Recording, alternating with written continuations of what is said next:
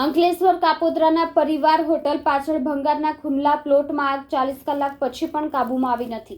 અંકલેશ્વરમાં ભંગાર માર્કેટમાં આગની ઘટનાએ તંત્રને દોડતા કરી દીધું છે। એક તરફ નોબલ માર્કેટમાં આગનો મેજર કોલ ચાલી રહ્યો હતો, તે દરમિયાન કાપોદ્રા ગામની હદમાં પાનોલી જીઆઈડીસીને અડીને આવેલ પરિવાર હોટલ પાછળના ભંગાર માર્કેટમાં ખુલ્લા મેદાનમાં રહેલા રાસાયણિક કચરાના જથ્થામાં આગ ભભૂકી ઉઠી હતી, જે અંગે પાનોલી ફાયર ટીમને જાણ થતાં ધૂળેટીની રાત્રિના આગ ઉપર કાબુ મેળવી લેવાયો હતો। જે બાદ ગતરોજ પુનઃ બપોર બાદ આ કચરો સળગી ઉઠ્યો હતો, જેને વિકરાળ રૂપ લીધું હતું। આ અંગે નજીક આવેલી પીઆઈ ઇન્ડસ્ટ્રીઝ કંપનીની ફાયર ટીમ દોડી આવી હતી અને આગ ઉપર કાબુ મેળવવાનો પ્રયત્ન શરૂ કરી પાનોલી ફાયર ટીમને પણ જાણ કરી હતી।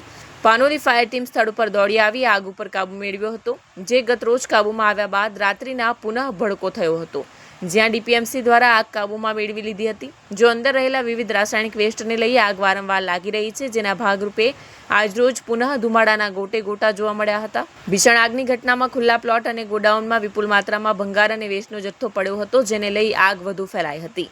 ખુલ્લા પ્લોટમાં પડી રહેલ રાસાયણિક યુક્ત કચરામાં આગ ફાટી નીકળી હતી। છેલ્લા 40 કલાકથી સતત પરિવાર હોટલ પાછળ એક જ સ્થળે વારંવાર આગ લાગી રહી છે, જેને લઈ અહીં રાસાયણિક કચરાનો બાળીને નિકાલ કરવામાં આવી રહ્યો હોવાની શંકા પણ વ્યક્ત કરવામાં આવી રહી છે। આ અંગે તાલુકા ડિઝાસ્ટર ટીમ દ્વારા તપાસ શરૂ કરી હતી।